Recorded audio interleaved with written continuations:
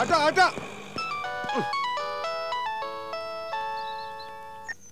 Hello, నేనే. చెప్పు. ఇంటి తాళం చేయి పక్కింట్లో ఇచ్చి చంటిదాన్ని తీసుకుని నేను వెళ్తున్నాను. సినిమాకా? కాదు, మా పుట్టింటికి. ఇప్పుడెందుకే? నాకు టైం అవుతుంది బస్కి. మళ్ళీ ఏం పురుగు తొలిచిందో దీనికి. బాబు ఆటో.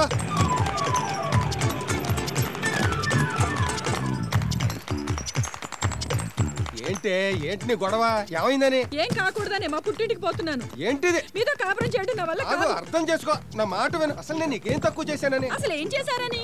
నిన్న కాక మన డిపార్ట్మెంట్ లో జాయిన్ అయిన వాళ్ళందరూ ఫ్రిడ్జ్ లో కూలర్ లో కొనుక్కుంటున్నారు. కనీసం వాళ్ళని చూసన్నా నేర్చుకోవాలి కదా. వాళ్ళు వేరు, నేను వేరు. ఈ రోజు నుంచి మీరు వేరు, నేను వేరు. సర్దుకుపోవాలి. అందుకనే బట్టలు సర్దుకునే పోతున్నా. నువ్వు రావే. ఆగండి అక్కయ్య గారు. ఏంటక్కయ్య గారు ఇదంతా? చిన్న చిన్న విషయాలకి రోడ్డెక్కితే పోయేది మీ పరువేగా. కనబడటంలే. అక్కయ్య గారు కోపంలో ఉన్నారు. ముందు మీరు లోపలికి వెళ్ళండి అక్కయ్య గారు. ఈ విషయం తేలే వరకు నేను ఇంట్లోకి వెళ్ళనంతే. రండి అక్కయ్య గారు, మా ఇంటికి వెళ్ళి మాట్లాడుకుందాం. అంతేనంటావా? పద. కర్మ కర్మ. ఏంటండి, మీరు కూడా పుట్టింటికి వెళ్తున్నారా? లేదయ్యా, ఇది ఎస్ఐ సింహం గారి సూట్ కేసు. ఓహో, ఆయన ఇంట్లో ఎమ్మన్నారు, తీసుకెళ్తున్నాను. ఇంతలో ఈ గొడవ. మీరు వెళ్ళండి. అక్కయ్య గారితో మేము మాట్లాడతాం కదా. ఏంటో ఎవరెవరో ఫ్రిడ్జ్లు కొనుక్కోవడం ఏంటో, అది నా చావుకి రావడం ఏంటో. ఫ్రిడ్జ్ దేవంత్ ఫ్రిడ్జ్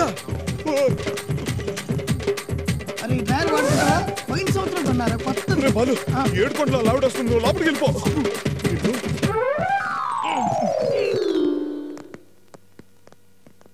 రామ్మా. ఏంటో ఇంత చిన్న వయసులో మీ అమ్మకి ఎన్ని కష్టాలు. అసలు ప్రాబ్లం ఏంటి? కమిషనర్ గారు అమ్మాయివి, నీకెలా తెలుస్తాయమ్మా మా బాధలు? కొత్త ఫ్రిడ్జ్ ఇంకా ఓపెన్ చేయలేదా? ఈ కాలనీలో అందరూ 2 చేతులా సంపాదిస్తుంటే ఈయన మాత్రం నీతి నిజాయితీ అంటాడు. కూటికా గుడ్డకా? తాడి చెట్టు కింద కూర్చుని పాలు తాగుతున్నాడన్నా, పోలీసు ఉద్యోగం చేస్తూ చేయి చాపట్లేదన్నా ఎవరు నమ్మరండి అంటే వింటేనా? మీరు ఇక్కడ ఉండి సాధించుకోవాలి గాని మీరు వెళ్ళిపోతే సమస్య తీరుద్దా? అవును, మా మాట విని మీ పుట్టిన ప్రోగ్రామ్ క్యాన్సిల్ చేసుకోండి. ఆయనతో మేం మాట్లాడతాంగా. సరేనమ్మా, మీరు చెప్తున్నారు కాబట్టి ఈసారి కుండిపోతాను. వారం రోజుల్లోగా ఆయన మారారా? సరే సరే, లేకపోతే సద్దిన సూట్ కేసు రెడీగా ఉందిగా.